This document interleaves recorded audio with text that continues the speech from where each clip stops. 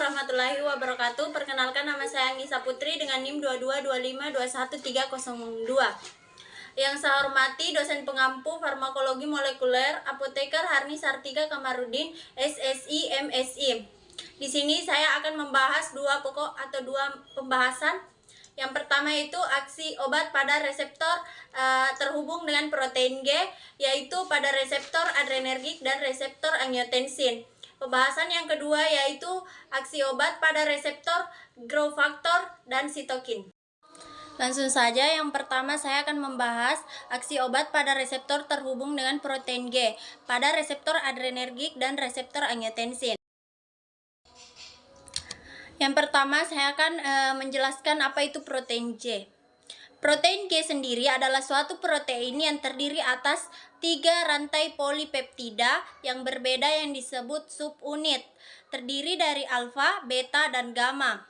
Rantai beta dan gamma membentuk kompleks beta-gamma yang kuat yang membentuk protein G tadi terhambat pada permukaan sitoplasmik membran plasma. Sedangkan subunit alfa merupakan subunit sendiri yang ketika dalam keadaan istirahat terikat dengan guanosin difosfat atau GDP. Yang selanjutnya saya akan membahas tentang pengelompokan protein G. Yang pertama ada GS stimulator, yaitu bekerja dengan mengaktifasi enzim adenyl siklase. Yang kedua GI inhibitor G, bekerja dengan menghambat enzim adenyl siklase. Terus yang ketiga ada GQ, yaitu bekerja mengaktifasi fosfolipase pada jalur fosfolipase. Reseptor yang terhubung pada protein G, reseptor adrenergik, reseptor angiotensin. Reseptor adrenergik. Reseptor adrenergik ini memperantarai respon flight fight, meliputi pelepasan energi dari glukosa, denyut jantung yang cepat, pengaturan sirkulasi perifer. Reseptor ini merupakan reseptor bagi neurotransmitter golongan ketokolamin, yaitu adrenalin atau epinefrin dan noradrenalin atau noraepinefrin. Epinefrin dan norepinefrin menstimulasi reseptor alfa dan beta adrenergik dengan kekuatan bervariasi tergantung subtipe reseptor. Selanjutnya, enzim-enzim yang banyak menjadi target aksi obat. Yang pertama itu tirosin hidroksilase. Obat-obat seperti kafein, morfin, nikotin, dan menguregulasi ekspresi TH sehingga meningkatkan aktivitasnya. Yang kedua, monoamin oksidase atau MAO. Obat antidepresan banyak bereaksi menghambat MAO inhibitor seperti dijelaskan bahwa enzim sebagai target aksi obat, contohnya yaitu tranilsipromin, sligilin. Terus yang ketiga yaitu katekol ometil transferase COMT. Inhibitor enzim COMT menyebabkan penghambatan degradasi norepinefrin atau epinefrin sehingga meningkatkan kadar neurotransmitter tersebut. Contohnya adalah tolkapon dan entacapon yang digunakan untuk mengobati penyakit Parkinson. Selanjutnya, reseptor adrenergik. Masing-masing reseptor alfa dan beta memiliki subunit yang terbagi menjadi alfa 1, alfa 2, beta 1, beta 2, dan beta 3. Uniknya, mereka terikat pada jenis protein G yang berbeda, sehingga menyebabkan respon seluler yang berbeda. Reseptor A1 misalnya terikat dengan GQ. Jika diaktifasikan, memicu signal transduksi melalui jalur fosfolipase yang pada gilirannya memobilisasi Ca positif dari retikulum endoplasmik dan mengaktifasi PKC. Reseptor alfa 2 yang terikat dengan GI jika teraktivasi akan menyebabkan penghambatan adenyl siklase. Selanjutnya saya akan membahas tentang distribusi dan respons seluler reseptor adrenergik. Yang pertama, alfa 1 terdistribusi pada otot polos pada berbagai organ, liver, dan kelenjar saliva. Yang kedua, alfa 2 ujung saraf, pembuluh darah, ginjal, dan otak. Beta 1 terdistribusi pada jantung, ujung saraf, dan kelenjar saliva.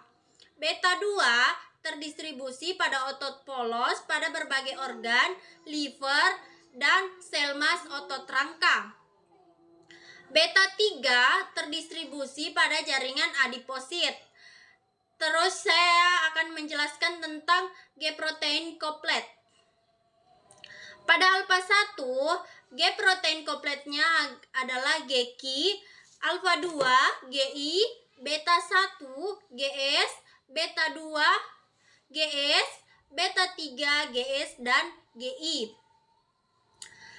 Urutan kekuatan. Alfa 1 epinefrin sama dengan norepinefrin. Alfa 2 epinefrin sama dengan norepinefrin. Beta 1 epinefrin kurang dari norepinefrin. Beta 2 epinefrin kurang dari norepinefrin. Beta 3 epinefrin sama dengan norepinefrin. Respon seluler. Alfa 1 respon selulernya aksitabilitas neuron, vasokonstraksi, bronkokontriksi, glikogenolisis. Alfa 2 respon selulernya vaskonstraksi. Beta 1 meningkatkan kekuatan dan kecepatan denyut jantung, lipolisis. Beta 2 bronkorelaksasi, vasodilatasi, tremor, glikogenasi, penghambatan pelepasan histamin. Beta 3 respon selulernya metabolisme energi termogeni. Selanjutnya saya akan membahas tentang obat-obat yang bekerja pada reseptor adrenergik. Yang pertama ada alfa 1, agonisnya efedrin, pseudoefedrin, dan phenylephrine. Aksi farmakologinya yaitu vasokontraksi perifer dan sebagai dekongestan nasal. Sedangkan antagonisnya prazosin, aksi farmakologinya mengurangi vasokontraksi dan sebagai antihipertensi. Yang kedua ada alfa 2, agonisnya ada klonidin, aksi farmakologinya yaitu menghambat pelepasan norepinefrin dan antihipertensi sentral. Sedangkan antagonisnya yaitu yohimbin, aksi farmakologinya yaitu vasodilatasi perifer untuk mengatasi gangguan ereksi pada pria. Beta 1 agonisnya ada neripinefrin, samoteral, dan denopamin. Aksi farmakologinya yaitu vasokontraksi untuk mengatasi syok. Sedangkan antagonisnya ada propanolol, atenolol, alprenolol, dan labetalol. Aksi farmakologinya yaitu vasodilatasi sebagai antihipertensi.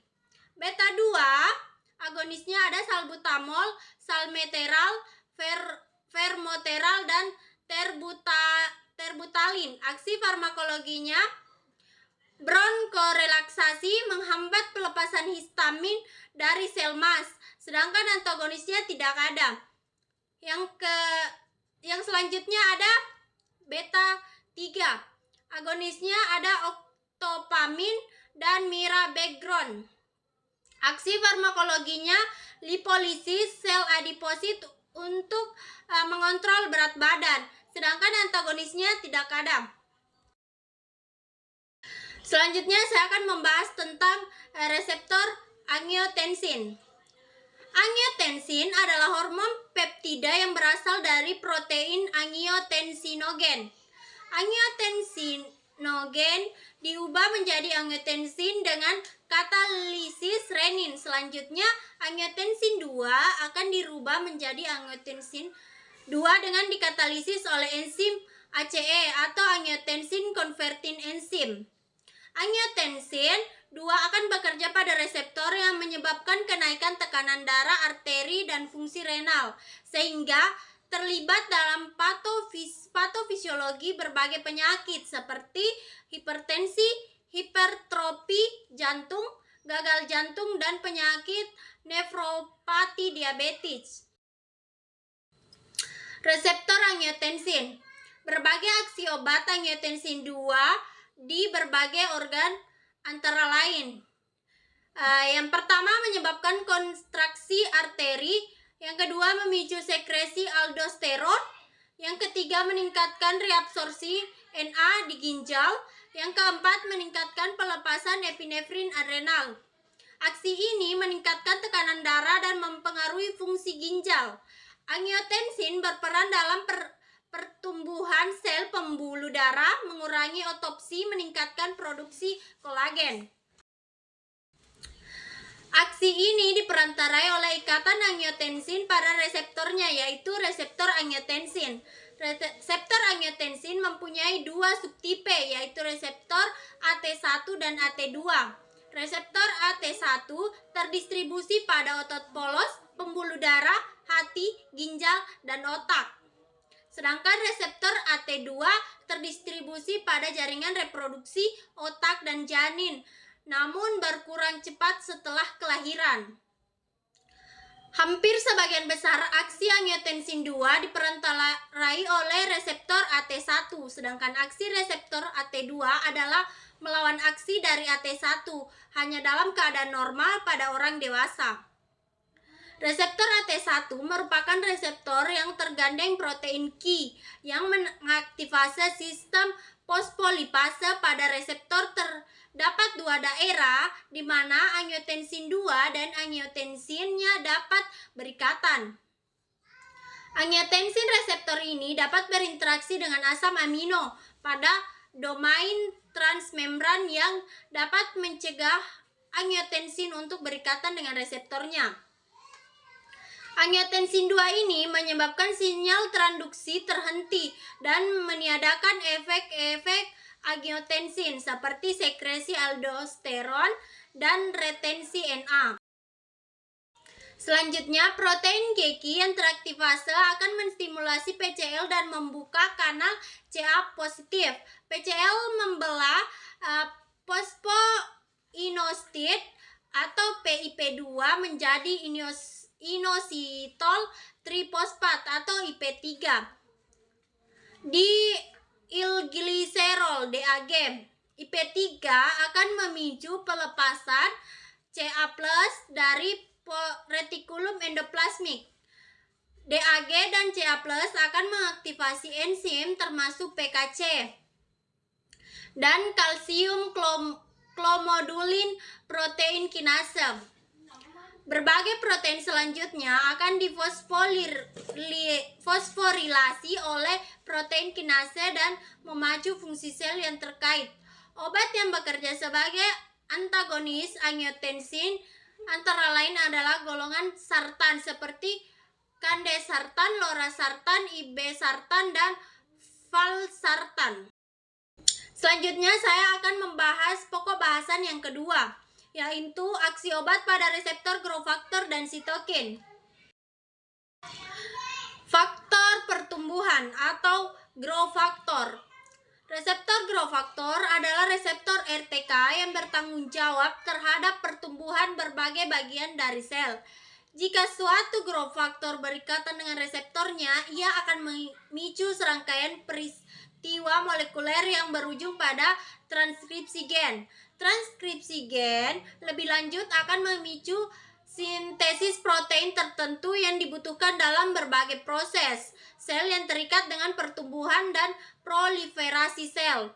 Reseptor ini merupakan salah satu target aksi obat anti kanker. Diketahui bahwa kanker adalah suatu penyakit yang ditandai oleh abnormal. Salah satu faktor penentu pertumbuhan adalah adanya growth factor yang bekerja pada reseptornya. Banyak dijumpai adanya mutasi pada reseptor growth factor, sehingga signal pertumbuhan melalui tirosin kinase terus dikirimkan walaupun tidak ada growth factor. Obat-obat yang dapat menghambat proses tirosin kinase adalah antagonis terhadap reseptor EGF, epitelial atau epidermal growth factor, dan vascular epithel growth factor VEGF.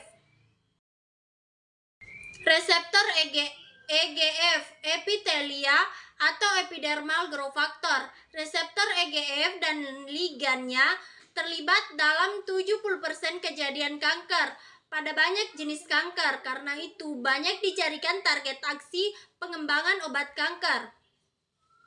Obatnya yaitu erlotin atau terceva, gefitinib atau iresa, lapatinib dan ditosilate, ketusimba, penitumab, trastuzumba atau herceptin, pertuzumba atau perjeta. Reseptor growth vascular endothelia growth factor VEGF. Reseptor VEGF merupakan target aksi lainnya bagi pengobatan kanker. Aksi reseptor VEGF akan memicu proses angiogenesis, yaitu proses pembentukan pembuluh darah baru di sekitar tumor untuk menyuplai kebutuhan nutrisi sel. Penghambat angiogenesis merupakan salah satu pendekatan dengan cara menghentikan suplai darah ke tempat terjadinya tumor. Inhibitor reseptor VEGF yang tengah dikembangkan adalah semaxanib, pesopanib, sorafenib, sunitinib, bevacizumab, avastin, angiotensinnya, ARAS, inhibitor RAF, dan inhibitor MEK. Antagonis terhadap reseptor growth factor. Jika pada penyakit kanker digunakan obat antagonis untuk inhibitor reseptor growth factor pada penyakit pertumbuhan badan yang disebabkan kardiol, beberapa obat dikembangkan sebagai agonis reseptor growth factor. Contohnya adalah Mecasermin atau Inclarex. Adapun yang dikembangkan untuk mengatasi efek samping kemoterapi dan radiasi pada pasien kanker, contohnya adalah Palifermin Kavivance. Selanjutnya saya akan membahas tentang reseptor sitokin. Sitokin adalah senyawa protein endogen yang dilepas oleh sel untuk saling berkomunikasi atau crosstalk. Protein ini memiliki BM rendah, yaitu 10,30 kDa, dan memperantarai berbagai fungsi yang terkait dengan sistem imunitas dan berbagai organ dalam tubuh, seperti proliferasi dan diferensiasi sel, fibrasis, hematopoiesis, inflamasi, dan perbaikan jaringan yang cedera. Sitokin dihasilkan oleh sel leukosit dan berbagai sel dalam tubuh. Sitokin banyak terlibat dalam patofisiologi penyakit inflamasi. Karena itu, sitokin maupun reseptor sitokin mulai dikembangkan menjadi target aksi obat antiinflamasi. Contohnya mepolizumab, pascolinumab, infliximab, etanercept, adalimumab, dan anakinra. Mungkin cukup sekian yang saya sampaikan. Jika ada salah kata mohon dimaafkan. Saya akhiri dengan ucapan wabillahi taufiq wal hidayah. Wassalamualaikum warahmatullahi wabarakatuh.